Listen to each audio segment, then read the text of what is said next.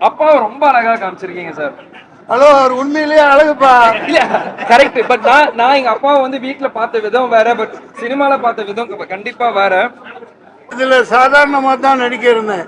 ஆனா அண்ணன் director sir சுழுக்கெடுத்து வசன உச்சரிப்பெல்லாம் எனக்கு இப்படி வேணும்னு சொல்லி கொடுத்து என்னை செதுக்கினது ஆர்.கே. செல்வமணி சார். இந்த படத்தை புஷ்பா ஒப்பிடுறாங்க, புஷ்பா படத்தை இதை ஒப்பிடல.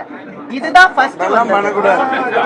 இந்த லொல்லெல்லாம் இருக்க கூடாது. அவங்க அப்புறம் வந்தது. இத பார்த்து அவங்க பண்ணாங்க, அவங்கள பார்த்து இவங்க பண்ணாங்க. கம்பேர்லாம் பண்ண வைக்காதீங்க ப்ரோ. ப்ரோ முடிச்சலாம். இந்த படம் ரிலீஸ் ஆகும்போது பிறக்காதவங்களா இன்னைக்கு படம் பார்த்துட்டு அந்த குழந்தைங்களா இன்னைக்கு கை தட்டும் போது எனக்கு ரொம்ப சந்தோஷமா இருக்கு. ஆனா சார் இல்லைங்கிற ஒரு கவலை இருக்கு.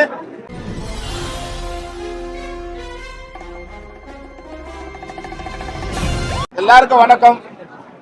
இன்னைக்கு 34 வருஷம் கழிச்சு இன்னைக்கு கேப்டன் பிரபாகரன் வந்து இன்னைக்கு வந்து ரிலீஸ் ஆயிருக்கு, ரீரிலீஸ் பண்ணிருக்கோம்.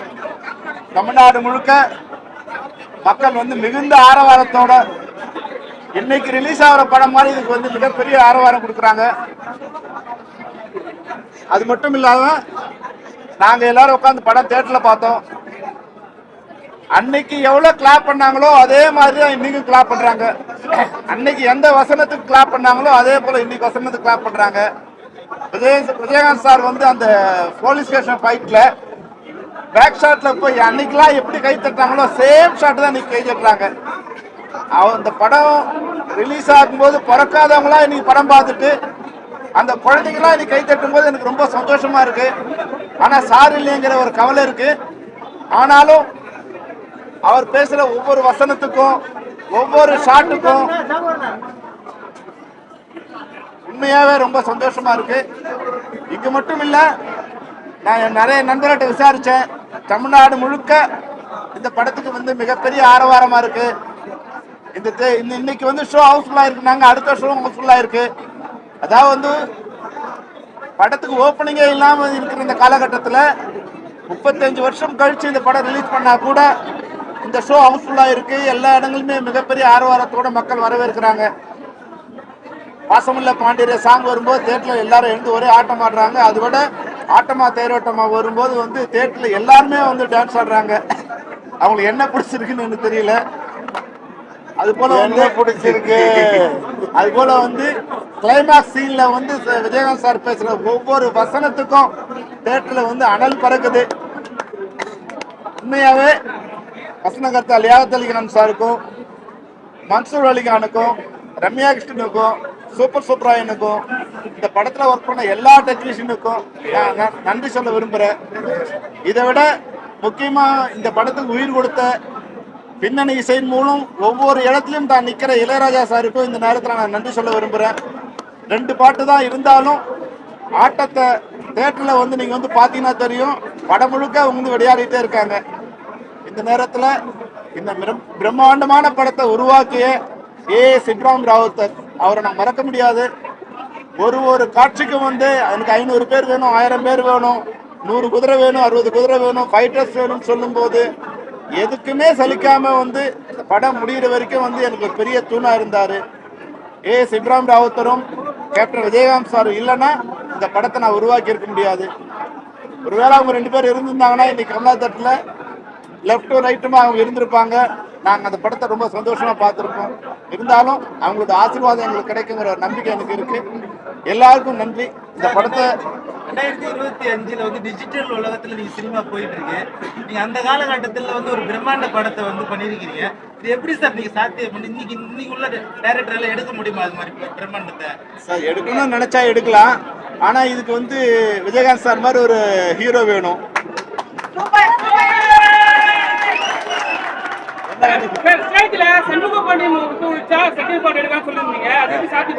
நிச்சயமா போடும்.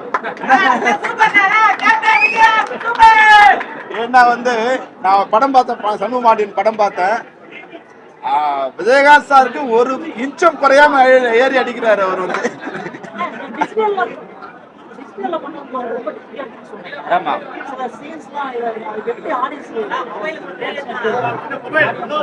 சார் இது வந்து இப்ப என்னன்னா எங்ககிட்ட நெகட்டிவ் இல்ல 35 வருஷம் ஆயிடுச்சு. இப்போ பிரிண்ட்ல இருந்தா நாங்க பண்ணிருக்கோம். ஆனா ஒரு ஃப்ரேம் ஒர்க் பண்ணி தான் பண்ணிருக்கோம்.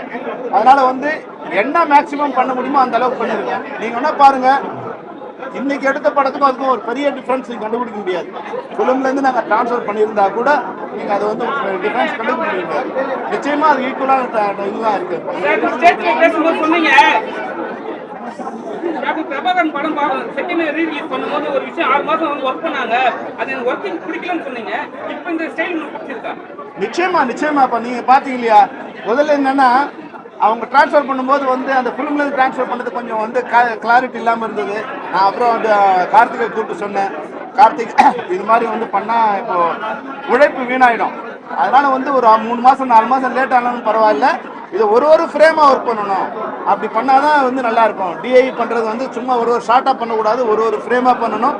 மொத்த குவாலிட்டி அதுல இருந்து டிரான்ஸ்ஃபர் பண்ணணும்னு சொன்னேன். அதை வந்து அபுவும் ஒத்துக்கிட்டாரு, ராவுத்தர் ஃபிலிம்ஸ் அபு ஒத்துக்கிட்டாரு, அது மாதிரி கார்த்திகும் ஒத்துக்கிட்டாங்க. நிச்சயமா வந்து நீங்க படம் பார்த்தீங்கன்னா தெரியும், அந்த குவாலிட்டியில வந்து 1% அவங்க குறையலன்னு.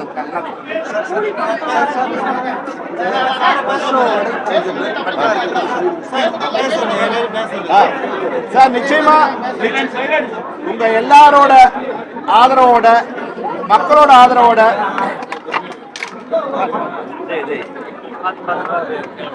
பிரஸோட ஆதரவோட, உங்களோட ஆதரவு, நான் பிரஸோட ஆதரவு சொல்றேன். ஏன்னா ஒரு 6-7 வருஷத்துக்கு முன்னாடி நான் கேப்டன் பிரபாகரன் 2 எடுக்கணும்னு நினைச்சேன். செம்மர கடத்துல பேஸ் பண்ணி அதை எடுக்கணும்னு நினைச்சேன். அதுக்கப்புறம் புஷ்பா வந்ததால அதை ஸ்டாப் பண்ணேன். இப்போ படம் பார்க்கும்போது வந்து நிறைய பேர் சொன்னாங்க, இதுல வந்து நிறைய சீன்ஸ் புஷ்பாவில் இருக்குது. இது வந்து இந்த பேக்ரவுண்ட் வச்சு எடுக்கும்போது சில சீன்ஸ் அது மாதிரி அவாய்ட் பண்ண முடியாது. அதனால வந்து இதை பார்த்து அது வந்து அதை பார்த்து இது வந்து நான் சொல்ல விருப்பப்படல. ஏன்னா நானே ஷோலே ஒரு இன்ஃப்ளூயன்ஸ் தான் இந்த படம் பண்ணணும்னு நினைச்சேன். அப்போ ஒரு 6 வருஷத்துக்கு முன்னாடி நான் அந்த படம் பண்ணாதது கூட ஒரு வகையில் நல்லதுன்னு நினைக்கிறேன். அப்போ எனக்கு ஒரு ஹீரோ வந்து நான் தேடிட்டு இருந்தேன். இன்னைக்கு என் கண் முன்னாடி வந்து இப்போ சண்முக பாண்டியன் ஒரு ஹீரோ கண் முன்னாடி இருக்காரு. அதனால இந்த சண்முக பாண்டியனை வச்சே கேப்டன் 2 நான் பண்ணலாம்னு நினைக்கிறேன். உங்களோட ஆதரவும் விஜயகாந்த் சாரோட ஆசீர்வாதமும் எல்லாரோட ஆசீர்வாதம் தான் நிச்சயமா அதுக்கு ஈக்குவலான இல்லை அதை விட தரமான ஒரு படத்தை எங்களால் தர முடியும். உங்களுடைய ஆதரவுக்கு நன்றி. நான் இந்த படத்தோட வசனகர்த்தா லியாக்கத் அலி கான். என்ன வசனகர்த்தா ஆக்கினதும் இயக்குனர் ஆக்கினதும் கேப்டன் விஜயகாந்த் அவர்கள் தான். செல்வமணி அவர்களை இயக்குனர் ஆக்கினதும் விஜயகாந்த் அவர்கள் தான். மன்சூர் அலிக்கான தமிழ்நாடே கொண்டாட வச்சதும் விஜயகாந்த் அவர்கள் தான். இப்ப 34 வருஷம் கழிச்சு இவ்வளவு கொண்டாட்டம் இல்லையா? 340 வருஷத்துக்கு பின்னால கூட கேப்டனுடைய புகழ் பேசப்பட்டு கொண்டே இருக்கும். ஏன்னா அவ்வளவு பண்ணிருக்காரு. இன்னைக்கு இந்த படம் அவர் இல்லைன்னா செல்வமணி சொன்ன மாதிரி இன்னைக்கெல்லாம் அவர் இல்லைன்னு இந்த படத்தை கற்பனை பண்ணியே பார்த்திருக்க முடியாது. எவ்வளவு டைலாக் கொடுத்தாலும் பேசுவார். என்ன நீங்க ஷாட் வச்சாலும் நடிப்பாரு, டூப் இல்லாம நடிப்பாரு. இந்த படத்தை இவ்வளவு பிரம்மாண்டமா எல்லாருடைய ஒத்துழைப்போடையும் கொண்டு வந்த செல்வமணி அவர்கள் இனிமேல் மறுபடியும் படம் இயக்கி இன்னொரு கேப்டன் பிரபாகரன் போல ஒரு பிரம்மாண்ட படத்தை கொடுப்பார். அது வெற்றி படமாக அமையும். அதற்கு உங்களுடைய ஆதரவெல்லாம் தேவை. அது டைரக்டர் சொல்லணும். நிச்சயமாக கேப்டன் பிரபாகரன் 2க்கும் லியாக்கத் அலி கான் தான் எழுதுவார். நான் சொல்றேன். ஏன்னா முதுகெலும்பு தண்டில் ஒரு மின்சாரம் பாய்ச்சுற மாதிரி ஒரு இந்திய வரலாற்றிலே, திரைப்பட வரலாற்றிலேயே ஒரு வில்லன் எல்லாத்தையும் போட்டு தள்ள பிறகு 30 நிமிஷம் கோர்ட்டில் வசனங்கள் பேசப்பட்டு ஒவ்வொன்றுக்கும் கைத்தட்டல், அதுவும் ஒரு தீர்க்க தரிசனமா பல காட்சிகளை இவர் எத்தனை ரூம் போட்டு யோசிச்சாரோ தெரியல. இப்ப நடந்துட்டு இருக்கிறது அப்படியே நடக்குது. இயக்குனர் டைரக்டர் RK செல்வமணி அவர்கள் மிக மிக தீர்க்க தரிசனமா, அன்னைக்கு வீரப்பனார் நான் கண்ணில் பார்த்ததில்லை, எப்படி இருப்பார் கருப்பா சிவப்பான்னு தெரியாது. ஆனா 2 வருஷம் கழிச்சு இந்துல வேலை செஞ்ச ஒரு பையன் வந்தான். அது எப்படி என்ன சாகடிக்கிற மாதிரி காட்டலாம், நான் தான் பிரபாகரனை சாவடிக்கிற மாதிரி காட்டணும் அப்படின்னு சொல்லி மிரட்டி விட்டுருந்தார் வீரப்பனார். அவர் ஒரு கதாநாயகனா மக்கள் மத்தியில் வாழ்ந்துட்டு இருந்ததுதான் இந்த படம் வெற்றிக்கு மிக மிக முக்கிய காரணம். மிக மிக முக்கிய காரணம் சினிமா ரசிகர்கள், தமிழக மக்கள் கேப்டனின் அன்பும் மக்கள் ஆதரவும் தான் இந்த நிமிஷம் வரைக்கும் இவ்வளவு பெரிய கூட்டத்தை கூட்டி இன்னமும் பார்க்க வச்சுக்கிட்டு இருக்கு. அதுக்காக அந்த மக்களுக்கு நான் மிக மிக தமிழக மக்களுக்கும் தென்னிந்திய மக்களுக்கும் நான் ரொம்ப கடன்பட்டிருக்கேன். இளையராஜா அவர்களின் இசை தான் என் பாத்திரத்தை காப்பாற்றினது. ஒவ்வொரு இடத்துலையும் பின்னணி அப்படி நான் வரையில அவர் கொடுக்குற வாழ்க்கையில மறக்கவே முடியாது. இப்படி ஒவ்வொன்றா நன்றி சொன்னோம். சரத்குமார் சார், ரம்யா கிருஷ்ணன் அவர்கள். எனக்கு நான் இதுல சாதாரணமாக தான் நடிக்க இருந்தேன். ஆனா அண்ணன் டைரக்டர் சார் சுழுக்கெடுத்து வசன உச்சரிப்பெல்லாம் எனக்கு இப்படி வேணும்னு சொல்லி கொடுத்து என்னை முழுக்க என்னை செதுக்கினது ஆர்.கே. செல்வமணி சார். இப்படி ஏகப்பட்ட விஷயங்கள் தமிழக அரசியல அந்த காலத்து 34 வருஷத்துக்கு முன்னாடி இவ்வளவு தைரியமா தோல் உரிச்ச ஒரு மாபெரும் புரட்சி இயக்குனர் தான் செல்வமணி அவர்கள். இன்னமும் அந்த வீரியம் வீரியம் குறையாம இருக்கு. நிச்சயமா அது குறையாம அடிப்பார். அதன் மூலம் ஒரு மிகப்பெரிய ஒரு புரட்சி நிச்சயமாக ஏற்படும். நான் ரொம்ப பேசிக்க விரும்பல. அந்த காலத்துல வந்து வீரப்பனோட கொலை மிரட்டல் இருக்குது. அப்ப நீங்க எப்படி உங்களை ஃபேஸ் பண்ணீங்க? நான் வீரப்பன் கொலை மிரட்டல் இருந்ததெல்லாம் இல்ல, மக்களாலும் மோகிக்கப்பட்ட. எப்படி கிளைமாக்ஸ்ல வசனம் சொல்ற யாகத்தனிக்கான வசனம், ஐயோ ஐயோ ஐயோ வண்டியில வரும், ஹெலிகாப்டர்ல அங்கிருந்து பிளைட்ல கோயம்புத்தூருக்கு வரும் 40-50 பக்கம். அவரு மல்லியம்பட்டி அம்பாசிடர் எடுத்துக்கிட்டு கோயம்புத்தூர் வந்து அங்கிருந்து பாலக்காடு கொண்டாந்து அங்கிருந்து சாலக்குடிக்கு ஜீப் வழியா அந்த என்ன இது மாரத்தான் என்ன ரேஸ் அது மாரத்தான் இல்ல கையில புடிச்சு வாங்கிட்டு போவாங்க ரிலே அந்த மாதிரி வசனம் வந்து சேர மாதிரி 5 மணி ஆகும். கூப்பிடறான்னு சொல்லி எங்கேயாவது குதிரை கடியில உட்காந்து புல்லு கடிச்சிட்டு இருப்பேன். என்னை கூப்பிட்டு பேச வைப்பாங்க. அப்படி ஒரு வசனம். நான் நீங்க கேட்டது அதான் வீரப்பன். அவர் எல்லாராலும் அவர் எப்படி கிளைமாக்ஸ்ல காமிச்சிருந்தாங்க அதே மாதிரி அந்த வீரப்பனை திட்டம் போட்டு தான் பண்ணாங்க. அவன் நிச்சயமா சாகடிச்சிருக்க முடியாது. திட்டம் போட்டு அதே மாதிரி பயனடைந்தவர்கள் பேர் சொல்லிடக்கூடாதுங்கிறதுக்காக கொல்லப்பட்டவர் தான் இன்றைக்கும் அந்த வீரப்பன் மக்கள் மனதில் வாழ்ந்து கொண்டிருக்கிறான். கதாபாத்திரமாக அல்ல, உண்மையாக வாழ்ந்து கொண்டிருக்கிறான். அவன் இருந்த வரைக்கும் காடு நல்லா இருந்துச்சு, தண்ணி எல்லாம் வந்துகிட்டு இருந்துச்சு. எவனும் டேம் கட்டுறதை பத்தி யோசிக்க மாட்டான். இப்ப மறுபடியும் ஒரு வீரப்பன் பிறப்பான், வருவேன். நன்றி. அம்மா அம்மா பார்ட் 2ல உங்களுக்கு இருக்கு. வாங்க. எல்லாருக்கும் வணக்கம். நிஜமாவே இந்த படம் பார்க்கும்போது ரொம்ப ஆச்சரியமா இருந்தது. அதாவது ட்ரோன், HD, அந்த கம்ப்யூட்டர் கிராஃபிக்ஸ் இதெல்லாம் இருக்கிற டைம்ல இந்த அளவுக்கு பிரம்மாண்டமா ஒரு படம் இப்போ மறுபடியும் ஆர்கேஎஸ் பண்ண போறதா கேள்விப்பட்டேன். தயவு செஞ்சு லேட்டஸ்ட் டெக்னாலஜிக்கு போகாம ஒரிஜினலா இப்படியே ராவா எடுங்க. அப்படி எடுங்க. எதனால இப்ப நீங்க வந்து ஒரு 100 பேரை காட்டி கம்ப்யூட்டர் கிராபிக்ஸ்ல 200 காட்டும் போது டேய் இது கிராபிக்ஸ்டா அப்படின்னு சொல்றாங்க ஆடியன்ஸ். 10,000 இந்த படத்துல நீங்க பாருங்க, ஒருத்தர் கூட அப்படி கிடையாது, கிராபிக்ஸ்ல வரல. எல்லாருமே நிஜமான மனிதர்கள். அந்த குதிரையா இருந்தாலும் சரி, ஃபைட்டர்ஸா இருந்தாலும் சரி, அந்த ஷார்ட்ஸா இருந்தாலும் சரி, எல்லாமே ட்ரோன் எல்லாம் இருக்கிற டைம்ல கிரெயின் வச்சு எடுத்திருக்காங்க. அவ்வளவு பிரமாதமா பண்ணிருக்கு. இதே என்ன சொல்றது, இதே நேச்சுராலிட்டி இப்ப எடுக்க போற டைம்ல வரணும்னு ஆசைப்படுறோம். அதுவும் இல்லாம அவர் டைரக்டர் சொன்ன மாதிரி, நம்ம மன்சூர் சொன்ன மாதிரி, எப்பவோ நடக்க வேண்டியது அப்பவே உங்களுக்கு தெரிஞ்சிருக்கு.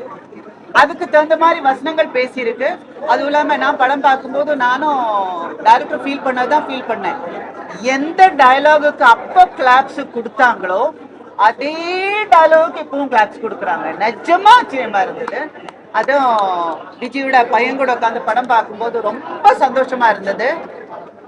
அத மாதிரி என்ன அதை விட பிரமாதமா இன்னொரு கேப்டன் பிரபாகர் வரும் அப்படின்னு நான் எதிர்பார்க்கிறேன், நம்புறேன்.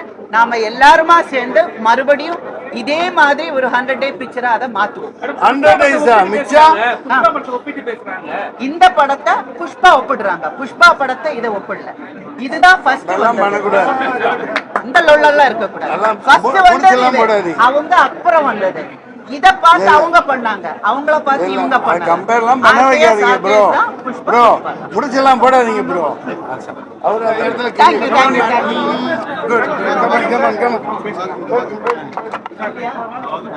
ஸ்ட்ரீட்ல அப்பாவை பாத்துக்கிறீங்க ரொம்ப நாளுக்கு அப்புறம், எப்படி இருக்கீங்க? கல்வியார கலைஞர் நீங்க.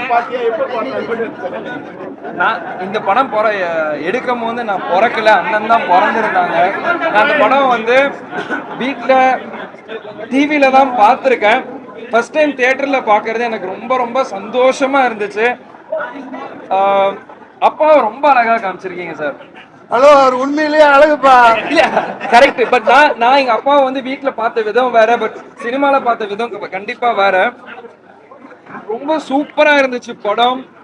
எல்லாரும் சொன்ன மாதிரி அந்த டயலாக்ஸ் எல்லாமே ரொம்ப கேப்டனோட டயலாக் டெலிவரி யாருமே பேச முடியாதுங்க ஐயா.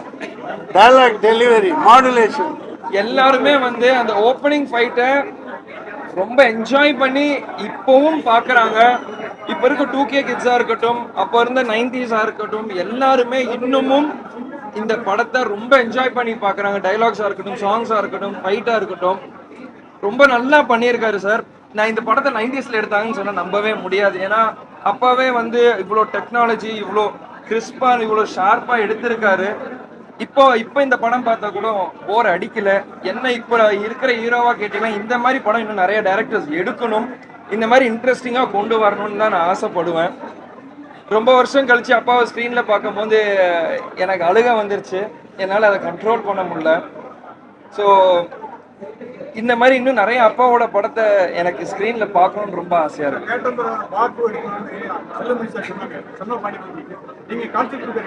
நான் எல்லாம் ரெடி சார். சார் ஓகேன்ட்டாரு, நானும் ஓகே தான் சார், அவ்வளவுதான்.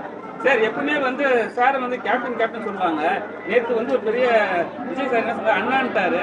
அது எப்படி நீங்க பாக்குறீங்க? எனக்கு நீங்களும் அவங்க பேசாம இருக்குது அண்ணா மதுரையில. விஜய் அண்ணனுக்கு வந்து அப்பா வந்து அண்ணன், ஸோ அவர் வந்து அண்ணான்னு கூப்பிடுறாரு, அவ்வளவுதான். இதுல ஒன்றும் பெருசா நம்ம பாக்குறதுக்கு ஒன்றும் இல்லை. அப்பா வந்து விஜய் சார் சின்ன வயசுல இருந்து பார்த்திருக்காரு, அதனால விஜய் அண்ணன் வந்து அப்பாவை அண்ணன் கூப்பிட்டு பழகிருக்காரு, அதனால அண்ணன் சொல்லிட்டாங்க, அவ்வளவுதான். இல்ல விஜய் சார் ரசிகர்லாம் வந்து எங்களெல்லாம் வந்து கவர்ந்து இழுக்கிறாருன்னு சொல்லிட்டு ஒரு விஷயம் போயிட்டு இருக்கு. புரியல. எங்களெல்லாம் கவர்ந்து இழுக்குன்னு சொல்லிட்டு போயிட்டு இருக்கு. விஜய் சார் வந்து விஜயகாந்த் ஃபேன்ஸ் வந்து கவர்ந்து இழுக்கிறாருன்னு சொல்லிட்டு போயிட்டு இருக்கு. எப்படி பாக்குறீங்க? மாத்தாதப்பா, இந்த படத்தை பத்தி பேசுப்பா. அப்பா வந்து எல்லாரும் மக்கள் சொத்து. அப்ப படத்திலேயே சொல்லியிருக்காரு, மக்கள் திருப்பே மகேசன் திருப்புன்ட்டு. ஸோ அது மக்கள் சொல்ல போறாங்க, யார் இழுக்கிறாங்க, இது அதெல்லாம் அங்க எதுவுமே கிடையாது. இப்போ கேப்டன் பிரபாகர் ரீரிலீஸ்க்காக வந்திருக்கோம், அப்பாவை கொண்டாட வந்திருக்கோம். அதனால நம்ம அதை மட்டும் பார்ப்போம். சார் வீரபத்திரன் வந்து ஸ்பீக்கர்ல வந்து அப்ப இருந்தாங்க அந்த படம் எடுக்கும் போது. அன்னைக்கு வந்து யாருமே ஏற்று நடிக்காத கதாபாத்திரத்தை கேப்டன் சார் எடுத்து நடிச்சிருக்கிறாரு. அன்னைக்கு காலகட்டத்தில் அதை பெரிய பெரிய பிரச்சனைகளை சந்திச்சிருக்காங்க. அதை வந்து ஆர்கே செல்வன் சார் கொஞ்சம் தெளிவா சொல்லணும். அதை நீங்க பார்ட் 2ல சொல்லுவோம். சந்தோஷத்தை பகிர்ந்துப்போம். அப்பாவோட எல்லா படத்தையும் எனக்கு ரீரிலீஸ் பண்ணணும், அதுதான் என்னோட ஆசை. ஒண்ணுன்னு கிடையாது, அப்போட மொத்த படத்தையும் முதல் படத்துல இருந்து கடைசி படம் வரைக்கும் என் படம் நான் என் கூட நடிச்சிருக்கேன், அந்த படம் வரைக்குமே எனக்கு ரீரிலீஸ் பண்ணணும் தான் ஆசை. சரிங்களா? வணக்கம். கேப்டன் பிரபாகர் மிக அற்புதமா இருந்துச்சு. ஏன்னா இந்த படத்துல நடிச்ச கேப்டனை வந்து எப்போதும் மறக்க முடியல. ஆர்கே செல்வமணி சார் உண்மையிலே ரொம்ப பாராட்டணும். எப்பவும் நடந்த படம் இன்னைக்கு நடந்த மாதிரி இருக்குது. விவேகத்திலகன் சார் மிக அற்புதமான வசனம். கோர்ட்ல அந்த வசனம் பார்த்தா இன்னைக்கு என்னமோ எழுதின வசனம் மாதிரி இருக்குது, இன்னைக்கு கரண்ட்ல நடந்த மாதிரி இருக்கு. கேப்டன் பிரபாகர், கேப்டன் விஜயகாந்த் அவர்கள் மிக அழகா மிக அற்புதமா அவருக்கு சண்டையிலே அந்த கை இறங்கிச்சு, அதை காலால கிக் பண்றாரு. ஒரு பிரமாதமா ஒரு ஆல் இந்தியா இல்ல உலக லெவல்ல ஒரு மிகப்பெரிய ஹீரோ கேப்டன் விஜயகாந்த் அவர்கள். அந்த படம் இப்ப பார்க்கும்போது எனக்கு சந்தோஷமா இருந்துச்சு, ஆனா அழுகையும் வந்துச்சு. அவர் மகன் சொன்ன மாதிரி தான் எங்களுக்கும் என்னால தாங்க முடியல. ஃபைட் மாஸ்டர் ரொம்ப அற்புதமா பண்ணிருக்காரு. ட்ரெஸ் காஸ்டியூம் ரொம்ப ரொம்ப அற்புதமா இருக்கு, பிரம்மாண்டம். அதாவது வந்து ஒவ்வொரு சீன்லயும் 1000 பேர் 2000 பேர் இருக்காங்க. அந்த நைட்ல காட்டுக்குள்ள தேடி வரும்போது இந்த லைட் வச்சு வரதெல்லாம் பாத்தீங்கன்னா 1 கிலோமீட்டருக்கு எடுத்திருக்காரு. அந்த மாதிரி அற்புதமா எடுத்திருக்காங்க. உண்மையிலே இந்த படம் மாதிரி நிறைய படங்கள் வரணும். நன்றி, வணக்கம்.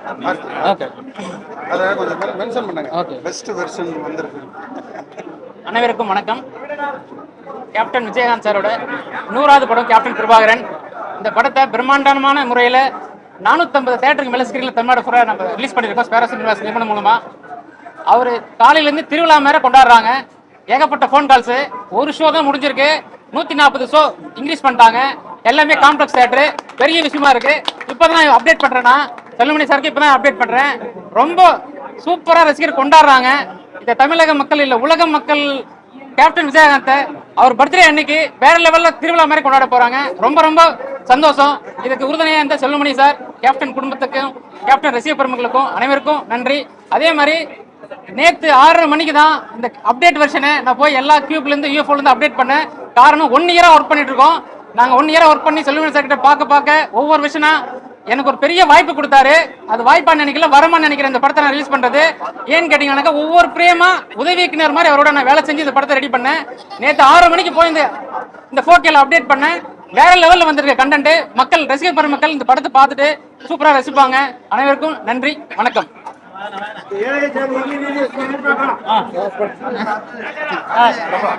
சார் நீங்க போயிருங்க சார். எதுக்காக சார பேசணும்னா தலை இருக்கும்போது வாழ ஆடக்கூடாது, அதுக்காக தான்.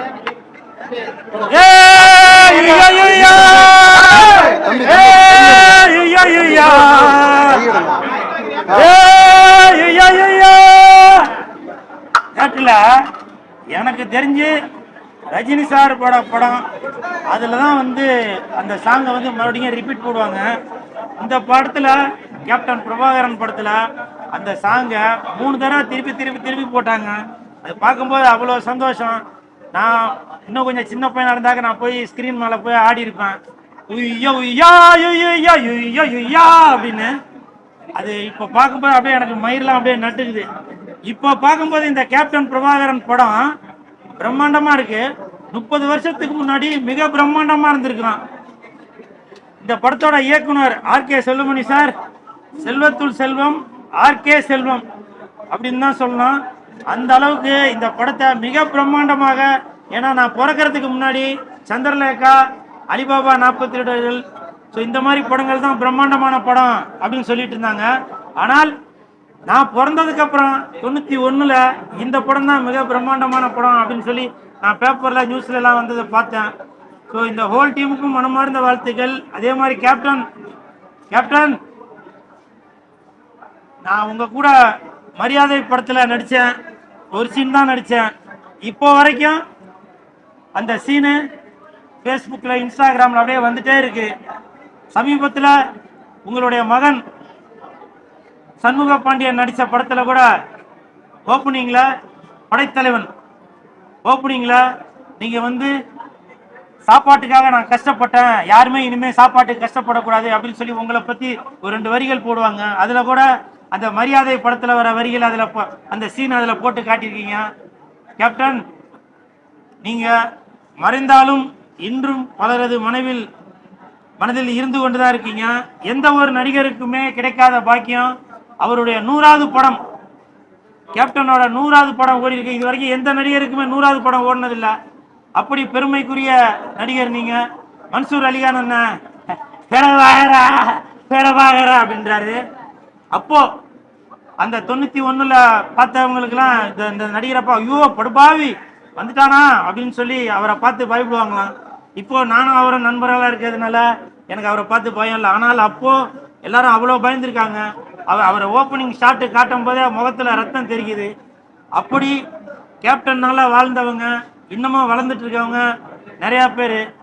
கேப்டன், உங்களுடைய புகழ் எப்பவுமே வளர்ந்து கொண்டே தான் இருக்கும். நீங்கள் விட்டு சென்ற பாதை பல பேர் அதை தொடர்ந்துக்கிட்டே தான் இருப்பாங்க. அதே மாதிரி அதில் நடித்த நடிகர்கள் Ramya Krishnan madam, Livingston sir, so அவங்க அந்த மூத்த கலைஞர்கள் கூட நானும் இப்போ நடிக்கக்கூடிய சூழ்நிலை எனக்கு அமைஞ்சிருக்கு அப்படின்னாக்கா அது எனக்கு வந்து ஒரு பெரிய பாக்கியமாக தான் நான் நினைக்கிறேன். அதே மாதிரி இப்போ கேப்டன் அவர்கள் விட்டு சென்ற பாதை பல பேர் பின்தொடர்ந்து வராங்க. அதில் ஒருத்தர் தான் லெஜண்ட் சரவணன் அவர்கள். சிரிக்காத, சிந்திக்கணும், புரியுதா? சிந்திக்கணும். இன்னைக்கு கேப்டன் சொல்லி கொடுத்த பாதையை பல பேர் பயன்படுத்தி இன்னைக்கு அவங்க முன்னுக்கு வந்துட்டு இருக்காங்க. அந்த மாதிரி நான் சமீபத்தில் லெஜண்ட் அவர்களை சந்திக்கக்கூடிய சூழ்நிலை அமைஞ்சது. அப்ப நான் அவரை பார்க்கிறப்போ அப்படியே எனக்கு அவர் மாதிரி கண் கலங்கிருச்சுங்க. அவரை பார்க்க வரவங்க சாப்பிட்டுட்டு தான் போகணும் அப்படின்னு ஒரு கட்டளை வைக்கிறாரு. அவர் கூட அவர் கூட இருக்க பவுன்சர்ஸ் கண்டிப்பா நீங்க சாப்பிட்டு தாங்க போகணும் அப்படின்னு சொல்றாரு. இது வந்து கேப்டனோட வீட்டுக்கு போனாக்க அவரு சாப்பிட சொல்லிட்டு தான் அனுப்புவாராம். நான் அது கேள்விப்பட்டிருக்கேன். அந்த வரிசையில் கேப்டன் ஆமா சாப்பிட்டேன், எல்லாமே சாப்பிட்டேன். பறக்கிறது, தாவுறது, குதிக்கிறது எல்லாமே நான் தான் சொல்றேன். அந்த கேப்டன் அதே நானே சொல்லிடுறேன் சார், கேளுங்க. காரணம் என்னன்னாக்க எம்ஜிஆர் ஐயா அவர்கள் எப்பவுமே அவரோட வீட்டுக்கு போனாக்கா சாப்பிட்டுட்டு தான் போகணும் அப்படின்னு சொல்லுவாராம். அதன் பிறகு கருப்பு எம்ஜிஆர் என்று அழைக்கப்படும் கேப்டன் அவர்களும் அவங்க வீட்டுக்கு போனாக்க சாப்பிட்டுட்டு தான் போகணும்னு சொல்லுவாங்க. அதன் பிறகு நான் பார்த்த மனிதர் என்றால் ஒரு மனிதநேயம் உள்ள ஒரு மனிதர் என்றால் நடிகரையும் தாண்டி தயாரிப்பாளரையும் தாண்டி இன்னைக்கு தொழிலதிபரையும் தாண்டி ஒரு முக்கியமான இடத்துல மனிதாபிமானத்தோட இருக்காருன்னா அது லெஜண்ட் சரவணன் அவர்கள் தான். இன்னும் ஒரு வருஷத்துல அதுதான் என் வீட்டுக்கு வந்தா கூட நான் சாப்பிட்டு தான் போக சொல்லுவேன். புரியுதுங்களா? என் வீட்டுக்கு வந்தா கூட நான் சாப்பிட்டு தான் போக சொல்லுவேன். ஆனால் இவரே 100 பேர் வந்தாலும் சாப்பிட்டுட்டு போங்க அப்படின்னு சொல்லி ஒரு மனிதநேயத்தோட இருக்கிறாரு. அந்த ஒரு மனிதனை இப்ப கூட நீங்க நினைக்கலாம் ஏதோ இவர் சரவணா ஸ்டோர்ல போனாங்க ஏதோ கட்ட போய் கொடுப்பாங்களா அதுக்காக வந்து பேசிட்டு. உண்மையை சொல்றாங்க, நான் பல இயக்குநர்களுக்கு பல தயாரிப்பாளர்களுக்கு நான் சப்போர்ட் பண்ணிட்டு இருக்கேன். நிறைய பேருக்கு நன்றியா இல்ல. இப்ப சொல்றேன், கருப்பு எம்ஜிஆர் நமது கேப்டன் அவர்களுக்கு பிறகு இன்றும் வாழ்ந்து கொண்டிருக்கும் இந்த இன்னும் ஒரு வருஷத்துல பாருங்க மிகப்பெரிய ஒரு மனிதனாக இந்த லெஜண்ட் அவர்கள் வருவாங்க. வரலன்னா பாருங்க. என்ன சார் கேட்டீங்க? சோறு போடுவாங்க. ஆமா, இவர் சிகப்பு எம்ஜிஆர், கருப்பு எம்ஜிஆர் இரண்டும் கலந்ததுதான் இந்த லெஜண்ட் சரவணன் அவர்கள். இதெல்லாம் பண்ணுவோம்ல, கரெக்டா பேசுறீங்க.